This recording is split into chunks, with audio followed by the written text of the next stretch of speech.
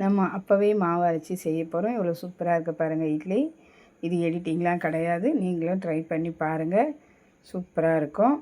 அப்போவே மாவு அரைச்சி தான் செய்கிறோம், முந்தைய நாள் மாவில் செய்யலை. வாங்க எப்படி செய்யலாம் சொல்லிட்டு பார்க்கலாம். நான் வந்து அரை அழாக்கு ஜவ்வரிசி எடுத்து கழுவி வச்சிடுறேன்.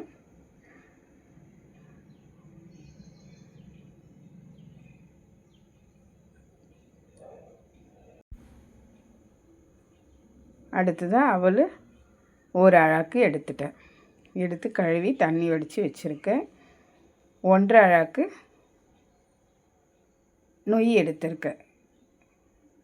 1/4 அழாக்கு உளுத்தம்பருப்பு ஊற வச்சுருக்கேன். இப்போது இது எல்லாத்தையும் நம்ம ஒரு அரை மணி நேரம் ஊறினதும் அரைச்சிக்கலாம். நான் வந்து ஃபஸ்ட்டு அவல் போட்டு அரைச்சிக்கிறேன். அரைச்சி ஊற்றிக்கிறேன். இப்போ அடுத்ததாக உளுந்து அரைச்சி ஊற்றிக்கிறேன்.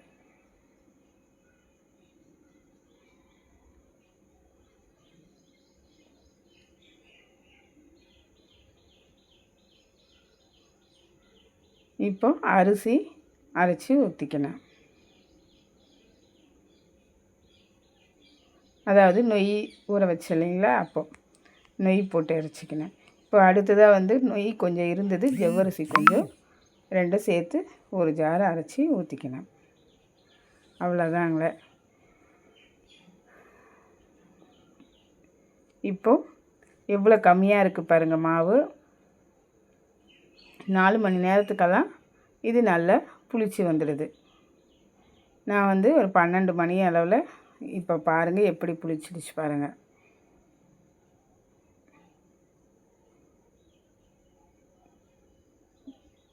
நான் மத்தியானம் தான் அரைச்சேன்.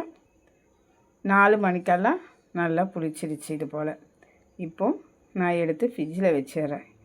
உங்களுக்கு காட்டணும்னு சொல்கிறதுக்காக இது போல் நான் எடுத்து கலக்கி இப்போ வச்சிடுறேன் ஃப்ரிட்ஜில். ரொம்ப புளிக்க வேண்டாம், மாவு புளிச்சதுன்னா நல்லா இருக்காது. இப்போவே நல்லா புளிச்சிடுச்சு, நான் கவனிக்காமல் விட்டுட்டேன். இப்போ நல்லா கலக்கிட்டு எடுத்து வச்சுட்டு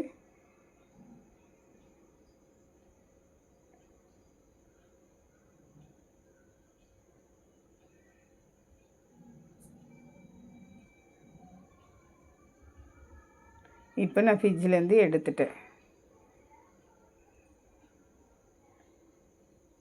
இப்போ நான் கலக்கி வச்சது அப்படியே இருக்குது பாருங்கள்.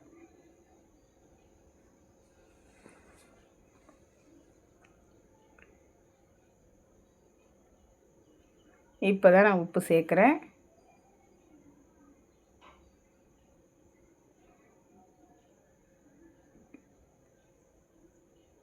தேவையான அளவு உப்பு சேர்த்துட்டு, உப்பு கரையிறதுக்காக கொஞ்சோண்டு தண்ணி ஊற்றிக்கோங்க. நிறைய தண்ணி ஊற்றாதீங்க, மாவு கொஞ்சம் கெட்டியாகவே இருக்கட்டும்.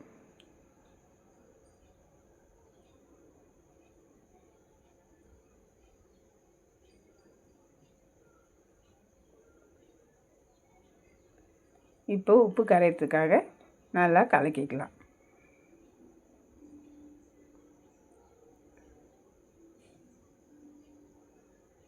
இப்போது இட்லி தட்டில் எண்ணெய் தேய்ச்சிட்டு இட்லி பாத்திரத்தில் தண்ணி கொதிச்சிட்டு இருக்குது. இப்போ இதை ஊற்றி நம்ம வச்சிடலாம்.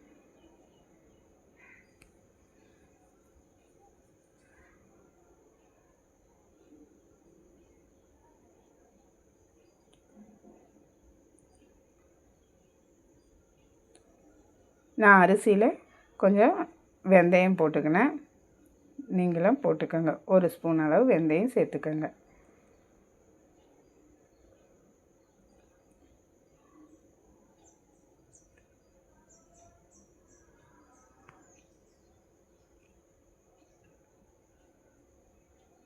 இப்போ இட்லி ஊற்றியாச்சு. இட்லி பாத்திரத்தில் தண்ணி கொதிக்குது, எடுத்து வச்சிடலாம்.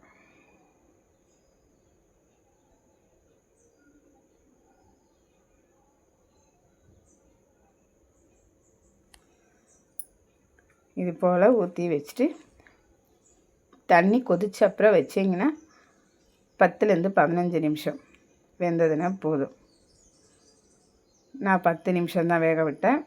சூப்பராக இருக்குது பாருங்கள் இட்லி.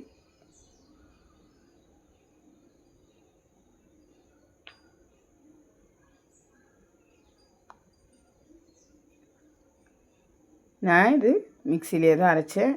திடீர்னு தான் செஞ்சனுங்களே. ஆறட்டனே எடுங்க. நான் கொஞ்சம் சூட்லேயே எடுத்துட்டேன்.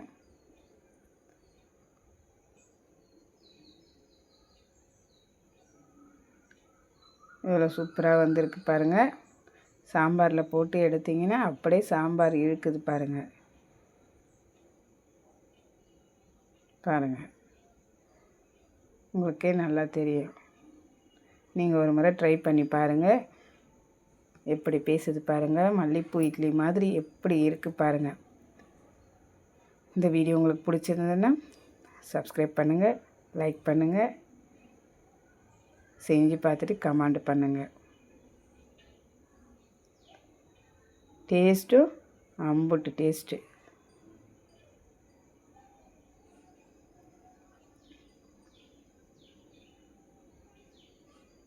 பாதி மாவு தான் நான் அப்போதைக்கு எடுத்துக்கினேன். மீதி பாதி மாவு காலையில் தான் யூஸ் பண்ண போகிறேன்.